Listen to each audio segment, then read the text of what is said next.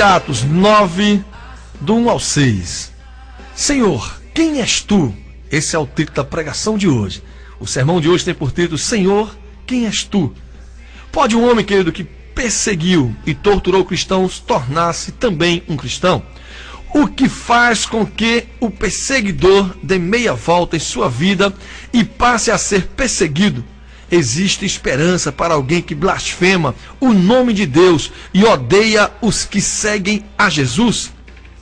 A palavra de hoje está em Atos 9, do 1 ao 6. Saulo, respirando ainda ameaças e morte contra os discípulos do Senhor, dirigiu-se ao sumo sacerdote e lhe pediu cartas para as sinagogas de Damasco, a fim de que, caso achasse algum que eram do caminho, assim homens como mulheres, os levasse presos para Jerusalém. Seguindo ele estrada fora, ao aproximar-se de Damasco, subitamente uma luz do céu brilhou ao seu redor, e caindo por terra, ouviu uma voz que lhe dizia: Saulo, Saulo, por que me persegues? Ele perguntou: Senhor, quem és tu? E a resposta foi: Eu sou Jesus, a quem tu persegues. Mas levanta-te, entra na cidade, onde te dirão o que te convém a fazer. Queridos, essa história, a história de hoje, é a história de Saulo de Tarso.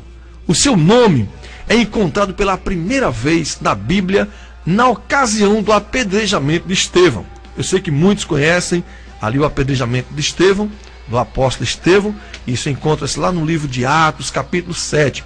Naquele tempo, Saulo era um jovem cheio de força e vigor.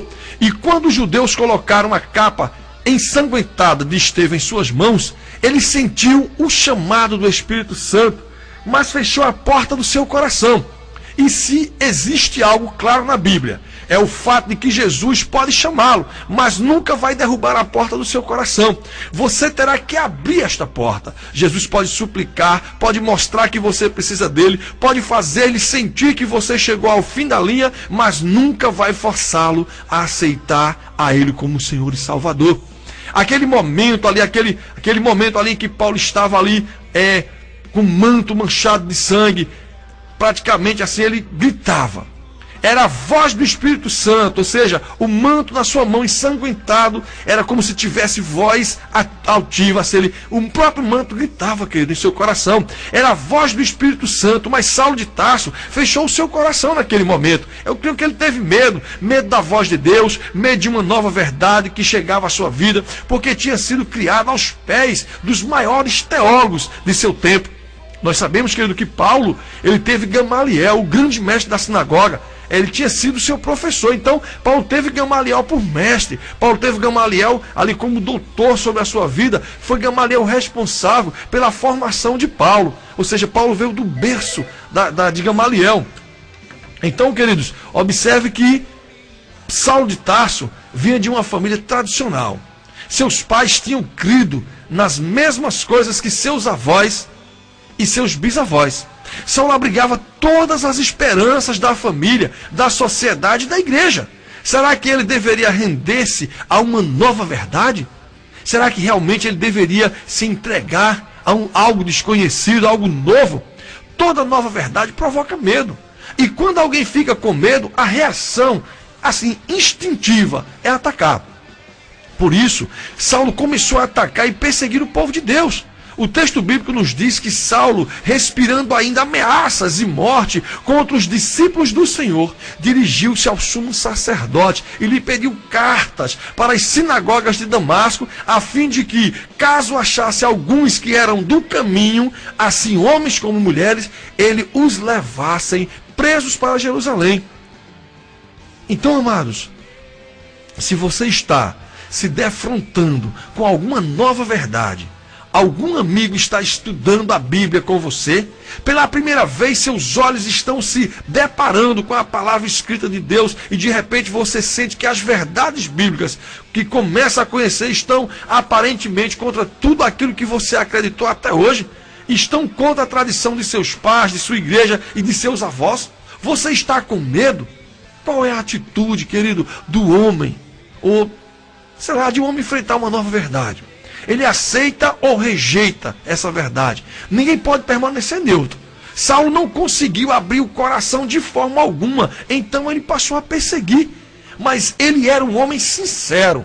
Acreditava naquilo que ouvia desde pequeno, colocava no coração tudo que lhe fora ensinado e raciocinava desta maneira: como podemos, meus bisavós, meus avós, meus pais, meus líderes religiosos estarem errados? Não pode ser. Este grupo pequeno de homens insignificantes, um bando de pecadores, não podem estar com a razão. Era o que Saulo pensava em seu coração. Ele achava que tudo o que ele havia aprendido até aquele momento, tudo que foi ensinado pelos seus avós, pelos seus pais, pelos seus bisavós, ou seja, pela sua geração, pela sua descendência ali, eu tenho certeza que ele achava que eles estavam completamente corretos. Então que ele dizia: será que os meus líderes religiosos estão errados? E esse pequeno grupo aí, insignificante de pessoas é quem estão com a razão? Mas a profecia bíblica estava diante de seus olhos. A verdade, querido, era clara e contundente. Era uma luta entre a tradição e a verdade, entre a família e a verdade, entre os amigos e a verdade. Com toda a sinceridade, Saulo acreditou na tradição de seus pais e com toda a sinceridade perseguiu. Mas sinceridade, querido, ela nunca vai, assim, ser o sinônimo de estar certo. E a sinceridade deixa de existir no momento em que a luz chega à sua vida. A sinceridade termina quando você conhece a palavra escrita de Deus e a rejeita. De maneira suave e delicada, o Espírito de Deus mostrou a verdade a Saulo, mas ele não quis entender. O tempo passou e ele continuou perseguindo os cristãos. Só que um dia, querido, quando estava a caminho de Damasco, com as cartas que ele tinha pego com o sumo sacerdote, com as cartas que lhe davam autoridade sobre prender aquele que estava no caminho do Senhor Jesus, Jesus decidiu chamá-lo de maneira mais dramática, ou seja, da maneira mais drástica possível. Apareceu-lhe no caminho em forma de um resplendor luminoso e Saulo, caindo, beijou a terra, comeu o pó, machucou-se, sangrou, ficou em trevas, desconcertado, confuso, perdido, em meio à loucura de seus preconceitos. Tentou abrir os olhos e não enxergava nada. Em sua impotência, clamou: Senhor, quem és tu? Aleluia. Querido, muitas vezes nós somos arrogantes, nós somos pessoas que perseguimos irmãos, que perseguimos outros, mas de repente, querido, nós nos deparamos com algumas realidades de Deus, ou seja, com alguns percalços ali, com alguma provação que Deus nos coloca, e nós beijamos a lona, nós caímos por terra, nós comemos o pó do chão para saber que não somos nada, querido. E aí nós fazemos como Saulo, nós clamamos: Senhor, quem és tu, Senhor? Por que tu me derrubaste? Eu tenho certeza que Saulo ali estava com medo, querido. Pode ser o homem mais valente, mas quando as coisas de Deus vêm sobre a vida do valente, esse valente é derrotado. Meu querido, a minha pergunta para você é o seguinte: será que Deus terá que permitir que você também beije o chão, como o pó da terra, desça ao fundo do poço, sangre, fique cego, fique à beira da loucura, para entender pela primeira vez que está fugindo de Cristo? Será que realmente, querido, você não já está passando por isso que eu estou te falando, através das ondas desse rádio? Será que realmente você não está como Paulo, perseguindo, e de repente você tem um encontro maravilhoso com Jesus, e de repente você, cai por terra, você vai para o chão mesmo, vai para o pó da terra, você desce realmente, sangra, fica cego, fica doido, fica à beira da loucura, sem entender o que está acontecendo? Será que você tem que enfrentar o seu caminho, querido, de Damasco, para entender que chegou a hora de você abrir o seu coração a Jesus? Querido, mas por que chegar lá, se podemos abrir o coração a Deus quando tudo vai bem?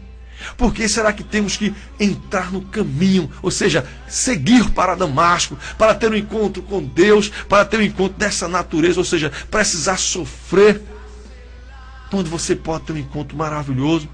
Num momento assim cálido como este, a voz de Deus chega mansamente a você, querido. Você pode ter um encontro com Jesus ainda hoje. Você pode fazer desse programa, dessa voz que fala com você aí, que fala ao seu coração, o caminho de Damasco, mas de maneira abençoada, de maneira que realmente você não vai precisar sofrer. Você não vai precisar sofrer para ter esse encontro, não vai precisar gritar, clamar: Senhor, quem és tu? A história bíblica registra que o perseguidor perguntou isso. Senhor, quem és tu, Senhor? Saulo estava certo. Seu primeiro passo na vida cristã estava correto. A sua pergunta não foi: Senhor, o que queres que eu faça? Mas, Senhor, quem és tu? Então a sua primeira pergunta, querido, não foi: Senhor, o que queres que eu te faça? Ou o que queres que eu faça? Senhor, o que preciso fazer para ser salvo? Não. A primeira pergunta de Saulo naquele momento foi: Senhor, quem és tu? Sabe por quê, meu querido? Porque cristianismo não é somente fazer. Cristianismo é descobrir em primeiro lugar quem é Jesus, apaixonar-se por Ele, amá-lo com todo o coração, viver uma vida de comunhão com esse maravilhoso quem. Só depois que Jesus reproduzir seu caráter em nossa vida, aprenderemos a fazer as coisas que devem ser feitas, os queis do cristianismo. Amado, não tenha medo de tornar-se um cristão. Não pense no cristianismo como uma coleção de normas e proibições. Sua primeira inquietude não pode ser o que deve, o que não deve fazer. Esse tipo de cristianismo só trará angústia e desespero à sua vida. Se você quer se tornar um cristão verdadeiro, pense na vida cristã como uma experiência de amor com Jesus. Você não precisa ter medo de Jesus. Não precisa ter medo de entregar-se a Ele, de caminhar com Ele. Viva com Jesus e deixe que Ele reproduza seu caráter em você. Ou seja, que Ele reproduza o caráter dele sobre a tua vida. Existe gente sincera apavorada por um tipo de cristianismo terrorista. Essas pessoas pensam: não posso tomar minha decisão, ou seja, porque não terei força para viver o que os cristãos ensinam. Não posso tomar a minha decisão porque ainda estou vivendo uma vida errada. Querido, muita gente pensa dessa maneira. A pior coisa é quando você está prestes a aceitar a Jesus. É quando a palavra de Deus fala no teu coração. É quando você está no culto ali e você é doido para aceitar Jesus, e ali você sente que ainda não está pronto para tomar a decisão, porque não terá força para viver as normas, as regras que as igrejas impõem sobre as pessoas. Você ainda não está pronto para tomar a decisão, porque ainda está vivendo uma vida completamente pecaminosa, uma vida totalmente voltada para o mundo. Sabe, meu querido, você tem que ir a Jesus como você está. Ele espera você com os braços abertos. Ele, leve seus traumas, seus complexos, sua vida passada, seus fracassos, suas derrotas. Vá a Jesus levando sua incapacidade, sua impotência. Nele você será completo. Ele vai preencher o vazio que está em teu coração. Eu sei que cada um de nós carregamos um vazio enorme. Carrega um vazio enorme dentro de si. Mas esse vazio, querido, ele é completo. Ele é completo por Jesus. Ele receberá você do jeito que você estiver. O abraçará, o amará, o limpará, arrancará de sua vida os trapos de imundícia e o cobrirá com seu manto de justiça. Ele transformará seu caráter. Esse caráter que já lhe criou tantos problemas, que arruinou a vida de sua família, que trouxe infelicidade ao seu lar, ao seu casamento, que atormentou a esposa e aos seus filhos. Eu quero te dizer, por favor, meu querido, leve tudo a Jesus. Apaixone-se por Ele. Entregue-lhe a vida. E então você ouvirá a resposta que Saulo também ouviu.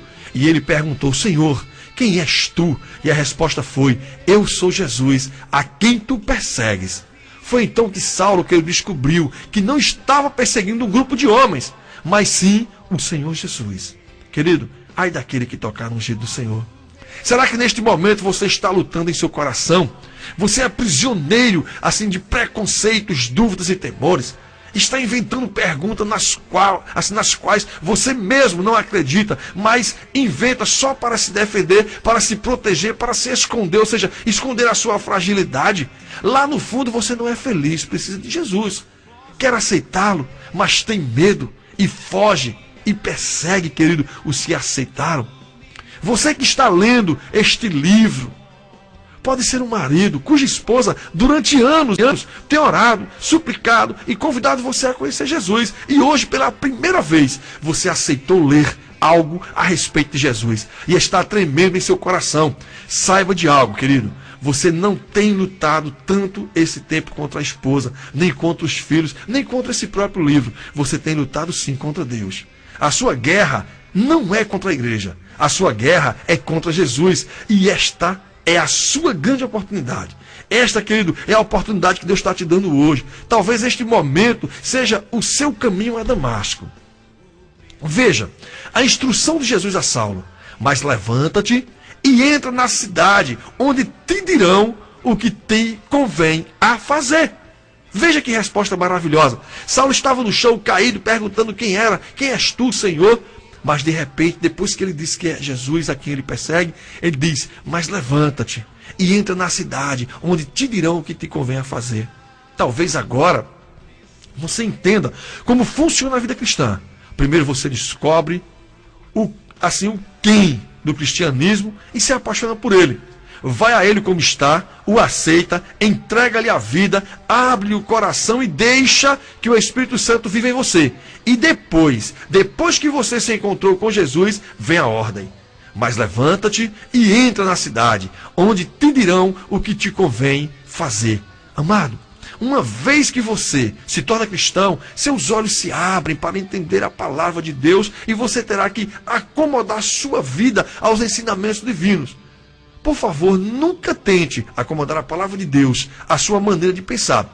Você tem que ir à Bíblia despojado de preconceitos. Não importa no que você acredita, importa o que está escrito na palavra de Deus. Não importa como seus avós pensavam, importa o que está escrito na palavra de Deus. Não importa o que sua igreja pensa, não importa o que está escrito assim nos livros, né, dos cientistas, nos livros teóricos da vida, mas o que importa é o que está escrito na palavra de Deus. Agora que você se tornou cristão, levante, vá à palavra de Deus e aí lhe será dito o que tem que fazer. Eu te pergunto, você já teve uma experiência maravilhosa com Jesus? Já se encontrou com Jesus? Glórias a Deus por isso. Mas vem a outra pergunta que eu quero te fazer agora. Você já se levantou? Já foi à palavra de Deus? Você já sabe o que lhe cumpre a fazer? A vida cristã, meu querido, não é somente ir a Jesus e ser perdoado para depois continuar vivendo na mediocridade do pecado. Vida cristã é ir a Jesus, ser perdoado e ao mesmo tempo ser transformado para uma vida vitoriosa. Ao longo da história, o cristão sempre correu um grande perigo. Torna-se um cristão de nome, de fachada e de emoção.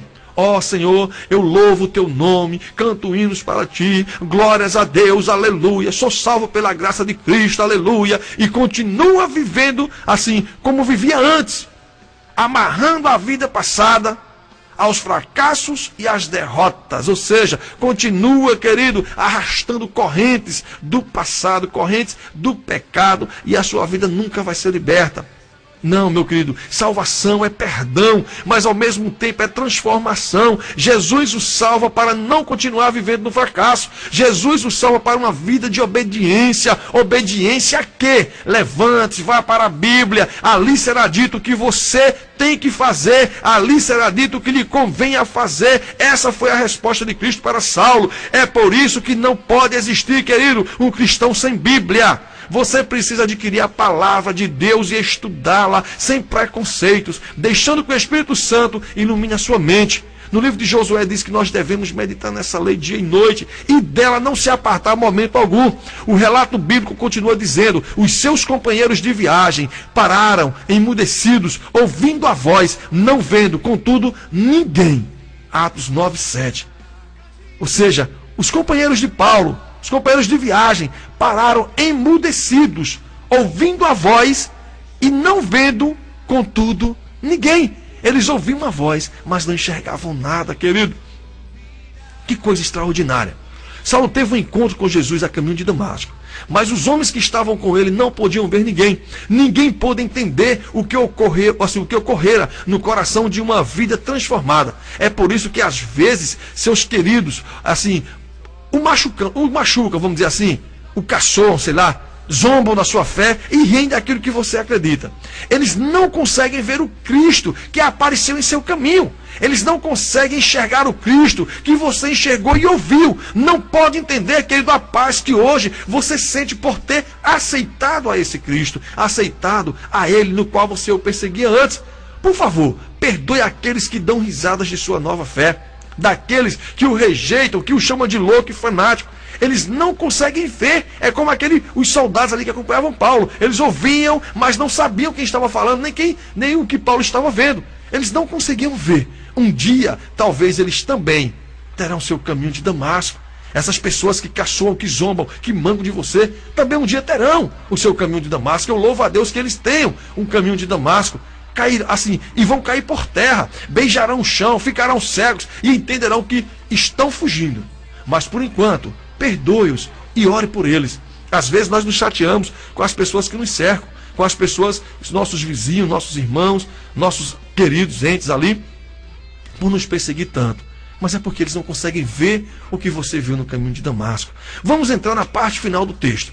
Deus se apresenta a Ananias em visão e lhe diz: dispõe-te, vai à rua que se chama direita e na casa de Judas procura por Saulo, apelido de Tarso, pois ele está orando e viu entrar um homem chamado Ananias e impor-lhe-ás as mãos para que recupere a vista. Ananias, porém, respondeu: ah, meu Senhor, de muitos tenho ouvido a respeito deste homem, quantos males tem feito aos teus santos em Jerusalém, e para qual aqui trouxe a autorização dos principais sacerdotes para prender a todos os que invocam o seu nome. Mas o Senhor lhe disse: vai, porque este para mim, Ananias, é um instrumento escolhido para levar o meu nome para os gentios e reis, bem como perante os filhos de Israel. Aleluia.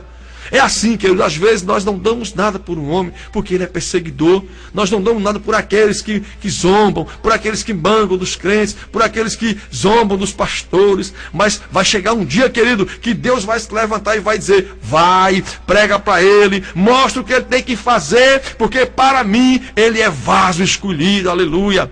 Querido, você entendeu o que Deus está querendo dizer a Ananias? Você é um vaso escolhido nas mãos de Deus. Há um trabalho maravilhoso que você terá que fazer pela causa de Deus. Hoje, talvez, você não consiga entender, mas a sua influência, o seu poder, a sua capacidade, o seu talento será usado para a glória de Deus, para o término da pregação do Evangelho neste mundo. Não se esconda no preconceito. Não se esconda no medo, nos temores, nas dúvidas. Não diga: não posso tomar minha decisão hoje, pastor Paulo. Eu quero conhecer mais, eu quero ouvir mais, eu quero ouvir falar de Jesus. Eu ainda quero conhecer um pouco do caminho de Damasco. Por favor, querido, aproveita que Jesus está falando ao seu coração com voz mansa. Não espere cair em terra para entender que é a voz de Jesus que você está rejeitando. Você é um vaso escolhido. Deus precisa de seus talentos para levar o seu evangelho a outras pessoas. Que grande dia aquele para Saulo. De manhã saiu respirando ameaças e morte, perseguindo cristãos, porque no fundo tinha medo da nova verdade que eles pregavam. No caminho de Damasco, Deus permitiu que ele beijasse o chão, beijasse a lona, querido. Na impotência da confusão e das trevas, entendeu que estava lutando, não era com aqueles do caminho, mas com Jesus, e clamou: Senhor, quem és tu? Eu sou Jesus. Agora te levanta e vai, e te será dito o que deves fazer, como deves viver. E lembre-se, você é um vaso escolhido para mim. Qual será a sua resposta hoje? Ficará na indecisão ou correrá aos braços de Jesus? O Senhor só pode chamá-lo. Ele não pode derrubar a porta de seu coração e entrar à força na sua vida. Então, qual será a sua resposta? Você que me ouve agora, querido, você que ouviu essa palavra maravilhosa que Deus nos colocou nessa noite, que Deus nos trouxe assim ao nosso coração nessa noite, eu quero te convidar a realmente tomar a decisão que Paulo tomou. Eu quero que você diga: Senhor, quem és tu? Ele vai te responder: eu sou Jesus.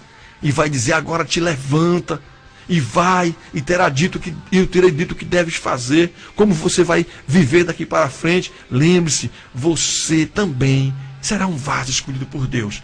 E eu te convido nessa hora a aceitar a esse Jesus, a aceitar a esse ao qual você pode perguntar: quem és tu? Eu quero te convidar a aceitá-lo. E ele vai dar ordem a teu respeito aos seus anjos. Ele vai te mostrar pela sua palavra como você deve agir daqui para frente. O que você irá fazer daqui para frente. É você mesmo aí que está dizendo: será que ele está falando comigo nessa noite? Olha, você também é vaso escolhido. Você é um instrumento de Deus. Você só precisa de uma oportunidade, de uma igreja, para você ver o talento que Deus colocou em seu coração. Você mesmo que gosta de tocar, de cantar para o mundo, para as pessoas do mundo. Você que quando está embriagado, às vezes, diz: como eu tenho a maior vontade de cantar na igreja. Eu quero te dizer, chegou a tua hora, querido. Deus hoje está te chamando. Ele hoje está dizendo, olha, entra no caminho de Damasco. Mas saiba que o Senhor não vai precisar derrubar você no chão. Você não vai precisar comer pó, não vai precisar ficar cego em trevas. Não vai precisar perguntar, Senhor, quem tu és? Não. O Senhor já sabe quem é você. Você para ele é vaso escolhido. Ou seja, aceita o Senhor Jesus nessa noite. Vamos fazer a oração com o pastor Paulo? Diga, aí você diz o seu nome. Aceito o Senhor Jesus Cristo como Senhor e Salvador da minha vida. Senhor, perdoa todos os meus pecados que até aqui eu cometi. Senhor, toma o meu nome e escreve no livro da vida, para que dele eu não saia mais. Senhor, apaga a minha imundícia, Senhor, apaga os meus pecados e me torna um vaso escolhido para honra e tua glória.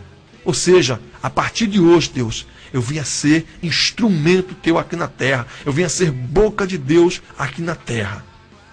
Em nome de Jesus, amém.